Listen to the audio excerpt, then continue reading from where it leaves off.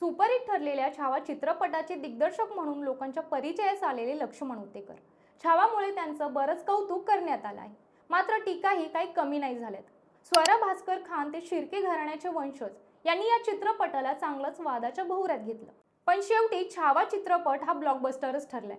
तर आपण याच लक्ष्मण उतेकर यांचा वडापावची हातगाडी ते फिल्म इंडस्ट्रीपर्यंतचा प्रवास नक्की कसा होता याबद्दल बोलणार आहोत. लहान वयातच लक्ष्मण उतेकर आपल्या आई वडिलांना सोडून गावाहून मुंबईत आले. पोट भरण्यासाठी त्यांनी शिवाजी पार्क येथे वडापाव विक्रीचा व्यवसाय सुरू केला. मात्र एक दिवशी महापालिकेच्या अधिकाऱ्यांनी त्यांची हातगाडी जप्त केली. तोच क्षण त्यांच्या आयुष्यातील मोठा टर्निंग पॉइंट ठरला. याच दरम्यान एका वृत्तपत्रात त्यांनी एका एडिटिंग स्टुडिओमध्ये प्यून नोकरीसाठी दिलेली जाहिरात पाहिली आणि ते तेथे प्यून म्हणून काम करू लागले. स्टुडिओचे जीवन जवळून पाहिले आणि त्यांना ते आवडू लागले, कारण त्यांच्या मनात नेहमीच चित्रपटसृष्टीत काम करण्याची इच्छा होती. काही काळानंतर स्टुडिओमध्ये कॅमेरा अटेंडंटची कमतरता असल्याने क्रूने त्यांना हळूहळू त्या कामात सहभागी करून घेतलं.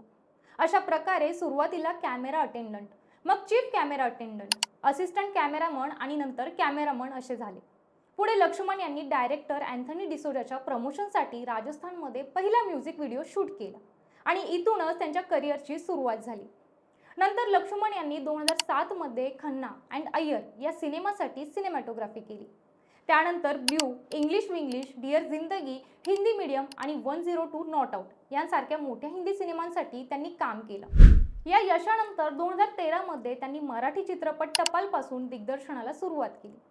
तसेच 2019 मध्ये त्यांनी पहिला हिंदी चित्रपट लुक्काछुपी हा दिग्दर्शित केला. या सिनेमाने 128.86 कोटी कमावले आणि मोठा हिट ठरला.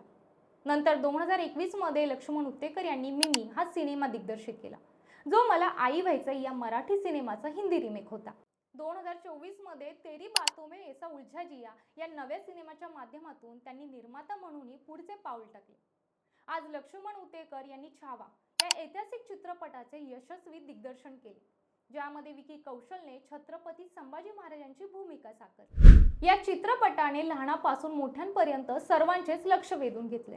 तसेच हा चित्रपट मी पैसे कमावण्यासाठी नाही केला, तर आपल्या छत्रपती संभाजी महाराजांचा झालेला क्रूर छळ, तसंच धर्म आणि स्वराज्यासाठी दिलेलं जीवाचं बलिदान हे प्रत्येक व्यक्तीपर्यंत पोहोचावं या उद्देशानेच हा मोठा प्रयत्न केला, असं एका इंटरव्ह्यूमध्ये लक्ष्मण उतेकर म्हणाले. त्यांनी केलेल्या छावाच्या या प्रयत्नांना भरभरून यश मिळालं हे नक्की. त्यामुळे ज्यांना आपल्या महाराजांबद्दल किंवा आपल्या धर्माबद्दल काही वाटत नसेल, ते लोक सतत टीका करतच राहतील. त्याकडे दुर्लक्ष करणे हे आपलं काम आहे. आज लक्ष्मण उतेकर त्यांच्या मेहनतीने आणि चिकाटीने हिंदी आणि मराठी चित्रपटसृष्टीत दिग्दर्शक म्हणून नक्कीच त्यांचं नाव कोरलं गेलं आहे. त्यांचा हा खडतर प्रवास दाखवतो की कठोर परिश्रम आणि दृढ निश्चयाच्या जोरावर कोणतीही स्वप्न पूर्ण होऊ शकतात. त्यांचा हा संघर्ष आणि यशाचा प्रवास खरोखरच कौतुकास्पद आहे.